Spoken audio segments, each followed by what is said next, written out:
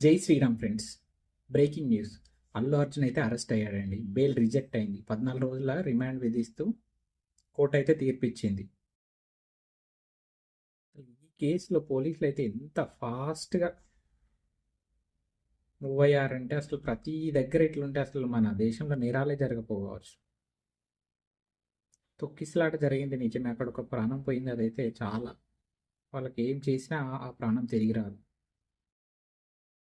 But నిజంగా ఇందులో అల్లు అర్జున్ తప్పు ఉందా? నిజంగా తప్పు ఉంటే ఎవ్వరు ఏమనరు శిక్షిస్తే.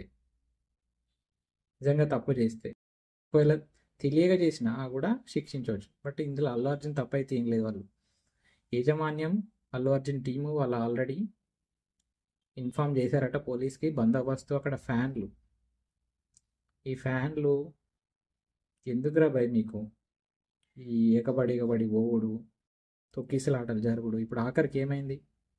ఈ హీరోనే కదా అరెస్ట్ అయింది. అరెస్ట్కి అయితే కొందరు అయితే హ్యాపీగా ఫీల్ అవుతుంటారు. ఫ్యాన్సే, పవన్ కళ్యాణ్ ఫ్యాన్స్, వాళ్ళకి వీళ్ళకు మెగా ఫ్యాన్స్ పడదని. బట్ వెంటనే అక్కడ నుంచి పవన్ కళ్యాణ్ బయలుదేరాడు, చిరంజీవి కూడా బయలుదేరాడు. వాళ్ళంతా మంచిగానే ఉన్నారు రా భయ్. మీరే కొందరు ఇంకా జై పవన్ కళ్యాణ్ అని అల్లు అర్జున్ తీసుకుపోతుంటే కొందరు అంటున్నారు. ఇక పోలీసులు ఓవర్ యాక్షన్ ఎంత ఉందంటే అల్లు అర్జున్ను బెడ్రూమ్లోకి పోయి మరీ అరెస్ట్ చేశారు. ఎందుకని అడిగితే, మీరు ఎటన్నా వెళ్ళిపోతే, మీరు పారిపోతే ఈయన ఘోరమైన నేరాలు చేసి తప్పించుకొని తిరుగుతున్నట్టు. ఇంకా అల్లు అర్జున్ అయితే వాళ్ళ నాన్న వస్తుంటే కూడా వద్దని మరి కాళ్ళ నుంచి మరీ దింపేశాడు. ఏదైనా నేనే చూసుకుంటాను.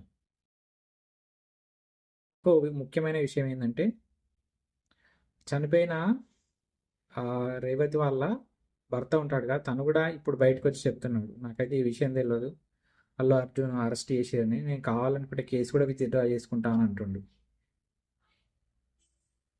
మీడియా వాళ్ళకైతే మంచిగా దొరుకుతుంది. మొన్నటి వరకేమో మోహన్ బాబు ఇష్యూ పక్కన పెట్టి ఇప్పుడు అల్లు అర్జున్. రేవంత్ రెడ్డి గవర్నమెంట్ అయితే అసలు ఎంత మేము ఎవరిని వదిలిపెట్టామన్న రేంజ్లా యాక్ట్ చేస్తుంది. కుళ్ళ మీద వాటి మీద ఎన్ని దాడులు జరిగినా వాటిపైన పెద్ద రెస్పాన్స్ ఉండదు. సీఎం నుంచి ఒక మాట ఉండదు, మంత్రుల నుంచి ఒక మాట ఉండదు, దేవాదాయ శాఖ మంత్రి నుంచి ఒక మాట ఉండదు. బట్ ఇలాంటి కేసులలో మాత్రం పాపులారిటీ, మేము ఎవరిని వదిలిపెట్టాం, చట్టానికి అందరూ సమానులే అన్నట్టు. మొన్నటి వరకు హైడ్రాతో సినీ పరిశ్రమ మీద టార్గెట్ చేశారు. ఫస్ట్ నాగార్జునదే, ఇప్పుడు మళ్ళీ సినీ పరిశ్రమ. ఎందుకంటే సినీ పరిశ్రమ అయిన రేవంత్ రెడ్డిని దేక్తలేదు కదా, ఒక్కరు కూడా పెద్ద శుభాకాంక్షలు పెట్టలేని సీఎం అయినప్పుడు ఎవరు పట్టించుకుంటారు ఆయన సీఎం అని. ఇది కూడా ఇండస్ట్రీని భయపెట్టడం. వైసీపీ కూడా అలానే చేసింది కదా ఆ మధ్యలో. వైసీపీని కూడా ఏ ఇండస్ట్రీ నుంచి ఎవరు దేకలే.